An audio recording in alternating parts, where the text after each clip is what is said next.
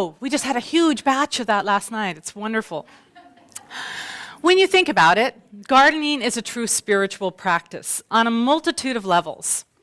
And we're entering that season of autumn where so many things get to be harvested and also planted. It's the beginning of a new growing season as well for pumpkins and potatoes, all those winter vegetables. And we are truly blessed living in California. I don't know if you've realized that or not, if you haven't spent much time out of it, but I know that when I lived in Qatar this past year, they could grow nothing that was edible. So unless you liked eating oil or shale, you were kind of out of luck. Everything had to be imported.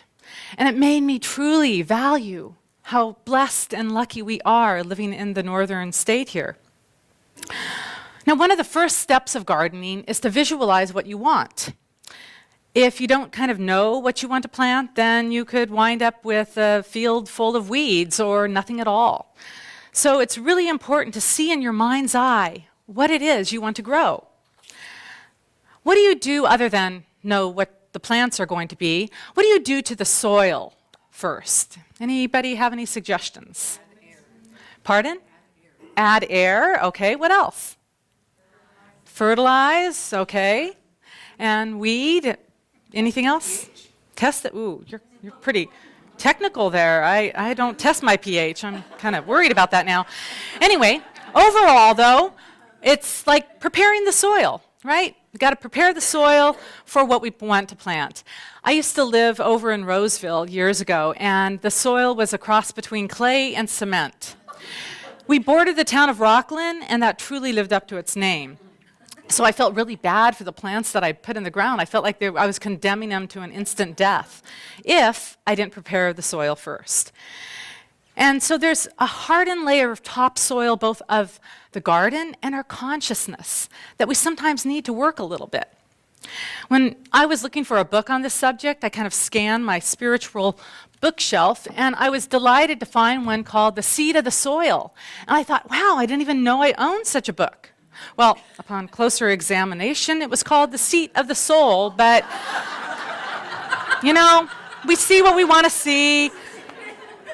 I figured Gary Zukav must know something about gardening. So in it, he states, reality is a multi-layered creation.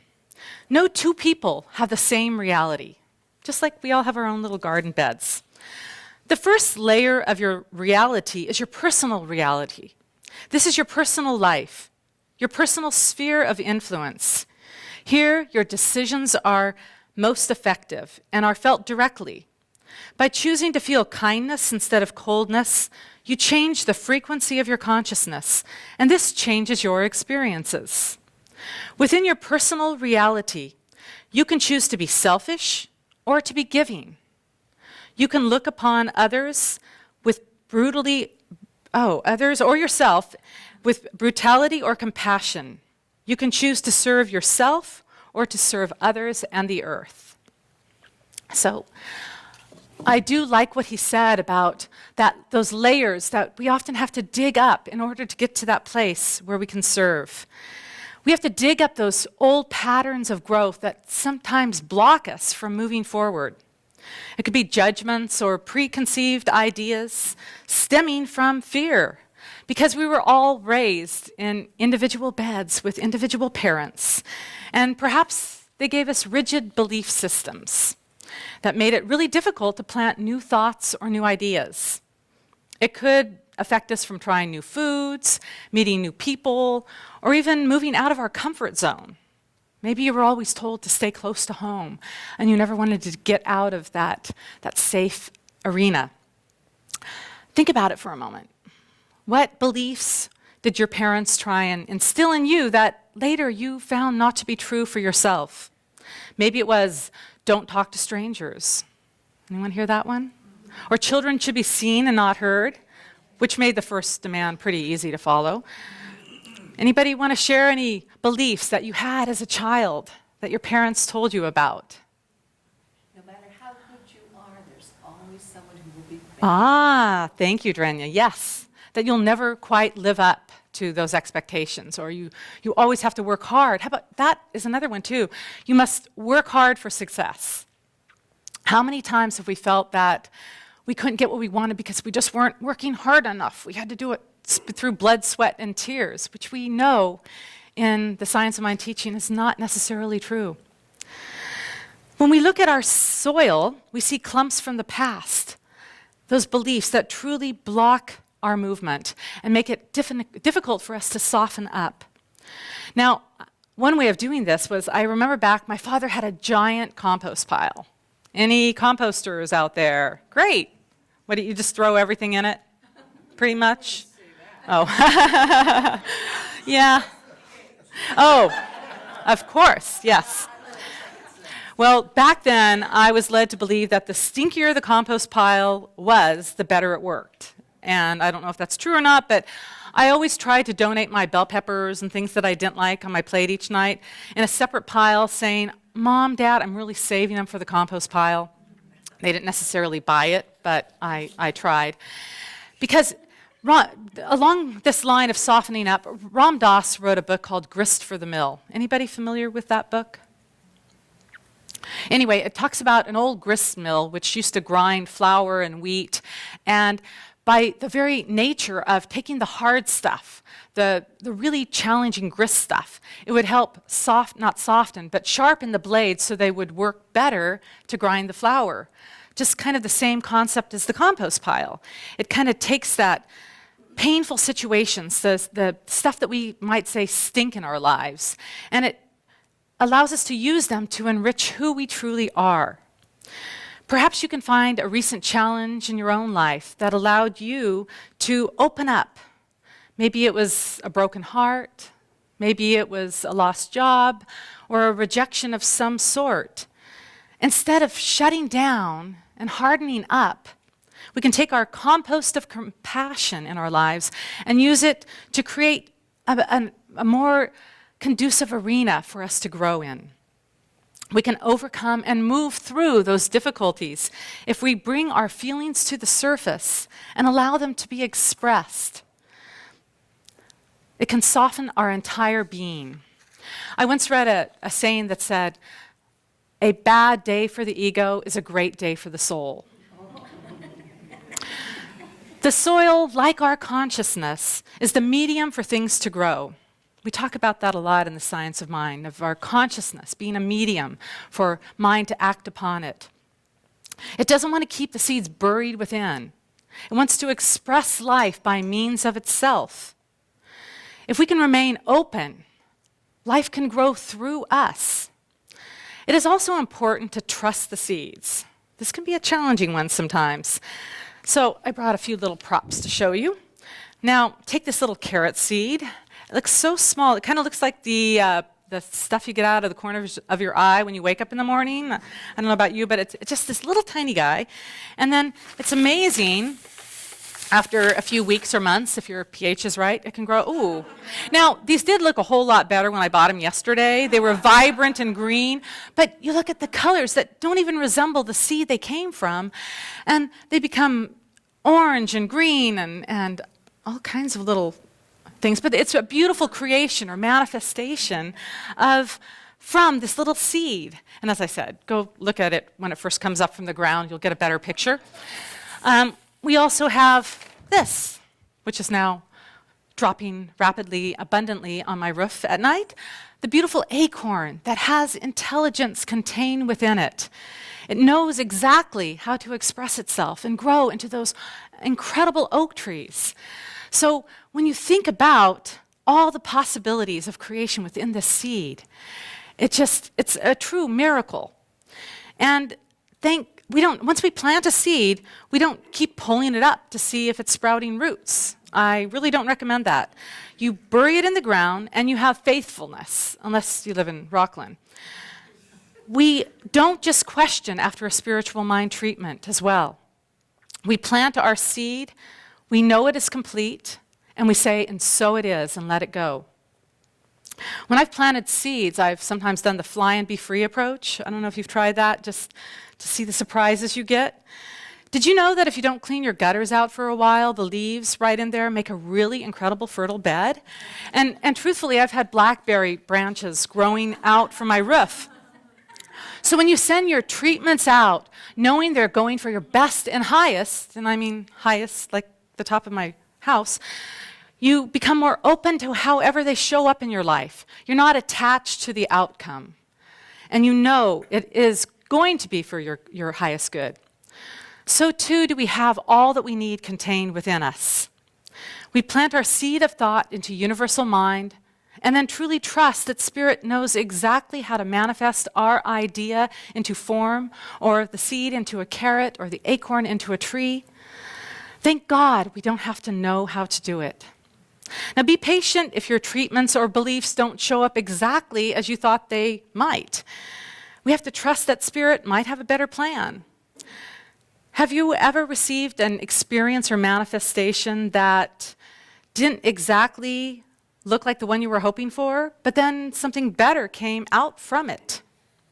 It could be something simple like when you pull into a parking area and you want that certain spot and somebody cuts you off and gets it, but then you realize there was a much better one in the shade and closer to where you wanted to be. Or maybe it was even a job that you wanted, but you got an even better one shortly thereafter. Or maybe it was a relationship that you wanted and you just thought that was the perfect person, but then you realized they were a convicted felon, and yet a short time after that, you met the love of your life. Oh, you've actually had that experience. Oh, touched a little nerve there. So, we can't plant bell pepper seeds, though, and then expect watermelons to show up. Have you ever said, I want the best job, watermelon seed, but in truth you planted fear and unworthiness, bell pepper seed? Now, I have to apologize for you bell pepper fans. I just haven't acquired a taste for them yet. I'm not saying I won't, but not yet. What we truly believe on a deep level will manifest. It's not just about saying positive affirmations like, I like watermelon. I am one with the watermelon. I accept more watermelon in my life. This will not work if your main focus and energy is constantly condemning bell peppers. You can't wish that they will be eradicated from the planet and send out hateful thoughts on a daily basis towards them. You might wonder why you keep attracting particular negative experiences. Go below the surface and check out what you've planted and what you're nurturing your thoughts with and giving that energy to. The universe doesn't decipher whether we like something or whether we don't. It just notices what we focus upon. Once you're pretty sure that you know what you're growing, allow yourself to trust in that inner guidance. The seeds know how to grow toward the light. It's amazing how they can figure out way down under the soil which way is up. I'm not sure I could do that unless I focus on that inner light to guide me for that quick upward breakthrough. John Denver once wrote a song called The Flower That Shattered the Stone. Anybody hear that one? Oh, it's got beautiful lyrics. And I'm sure we all can picture that image of a flower coming up like through a granite boulder or maybe on a wall somewhere that seemed so hard and cold, and yet there was that little dandelion that just made its way through. As we keep focusing on that goal and aiming toward an upward spiral, there are truly no obstacles that can keep us from blossoming. Mahatma Gandhi was one of those quiet, unassuming little flowers, but he shattered the hard rock of the British Empire through his nonviolent, peaceful means. I'm amazed when I hear people talk about different challenges that they have overcome. They have found a true inner strength and solutions that they might not have seen on the horizon of their possibility at the time. Times of natural disasters, we often hear stories that bring out the best in people. I have a friend now who is housing people whose homes have been destroyed in the Valley Fire. And I've also heard people just reaching out in true acts of kindness. I think the man at the Middletown market was giving away food for a while to people who needed it. People truly rising to the occasion. Events that brought them together, but together they were able to grow through and help break through challenging situations. You can be that vine growing in a precarious place that prevents somebody from falling off a cliff. Or maybe your very nature and presence provides that safe shade and allows comfort for individuals who are weary. We all need to bloom where we are planted and trust that we're in the exact right spot for however long we may need to be there. It can be difficult when you start beating up on yourself, saying, I should have grown up in the garden over there, or I should be making more money, or I should have married that boy or that girl next door, or I shouldn't have married the boy or girl next door. What are some shoulds that you've heard growing up, maybe? You should what? You should eat vegetables. I love it. Yes. But basically, we need to stop shoulding on ourselves. You are where you are. Embrace it. That life force within will guide you up, even when everything around you appears dark and you don't know which way is up. If a buried seed underground can find its way to the top, and with our infinite intelligence accessed with universal source, we too can find our way. So nurture your garden. Weed out those people who doubt you, and surround yourself with those who believe in the abilities of your dreams. Have you ever been around negative people who complain constantly? When you leave, you kind of feel like you've been choked or suffocated, like you can't really breathe. Like there's almost all these weeds growing up around you, blocking your light. We don't need to cut them out of our lives, but perhaps it's good to modify the amounts of time that we choose to hang out with them. Talking about all the negative experiences just fertilizes what you don't want to grow. I know my mother means well when she calls me and tells me about all the women my age who've been in car accidents, who've been abducted or robbed. She thinks that if I worry long enough about something, it'll somehow inoculate me from having to experience that. And I know as a mother, I might have been guilty of the same thing, but worrying and negativity are the weeds we really need to round up and let go of. Now, there is a disclaimer here. You ready? The only difference between a weed and a flower is an opinion. When I was about 5, I was staying at my grandparents' near Palermo, so I didn't have to get homesick about Chico because it was just, a few miles away. And during that week, I would go and walk through this field, and I would pick a beautiful bouquet of flowers for my grandmother each day. And I'd present them to her so proudly. Well, they were always gone the next morning, so I assumed they had died, and I'd go back out and gather up another bouquet of those yellow flowers, despite how much they scratched and bloodied up my arms and hands. And then I finally overheard my grandfather say, "Why does Lisa like those yellow star thistles so much?" I had no idea I was picking weeds. I thought they were beautiful. Have you ever known someone to be a flower, but then you heard somebody gossip about them, and so you mentally turn them into a weed? They were a friend until someone's negative view of them distorted your own. Finally, we need to step back and just appreciate the incredible variety within our garden. An attitude of gratitude and faithfulness truly keeps the supply coming. We prime the pump of the universe when we do this.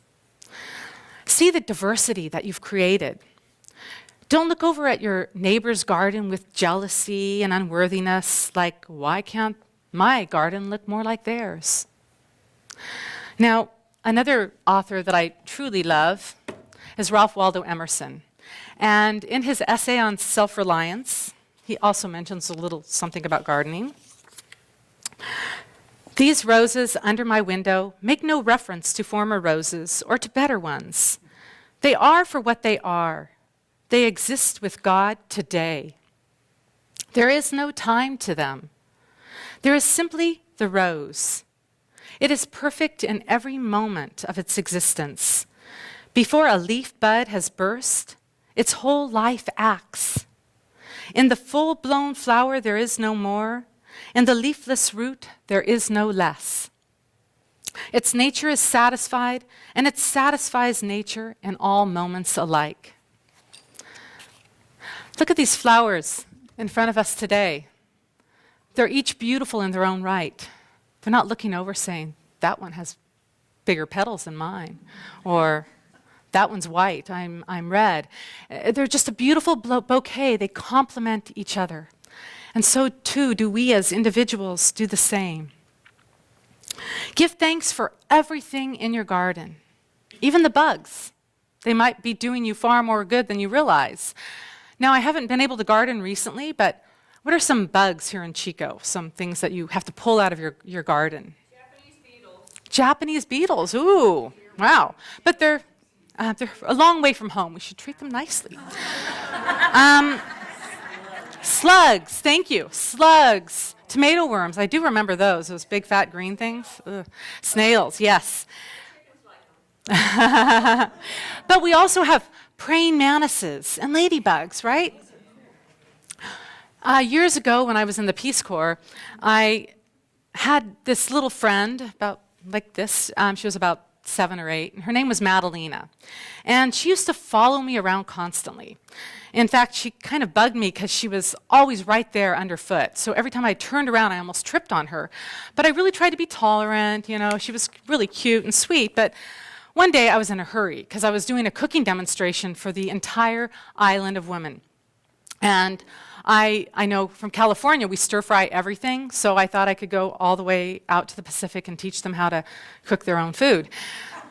Anyway, I was racing around, and little Madalena was right on behind me, following me, and all of a sudden she became very intense and urgent about me talking to her, and I was like, Madalena, I've got all these people coming over, I can't talk to you.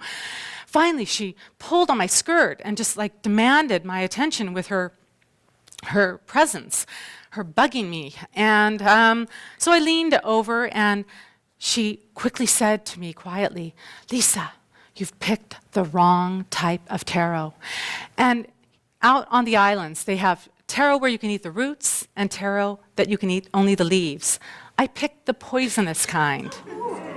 I'm happy to report that no one was harmed in the making of my stir fry, thanks to my beautiful little Madalena, the praying mantis, whom I should have listened to sooner.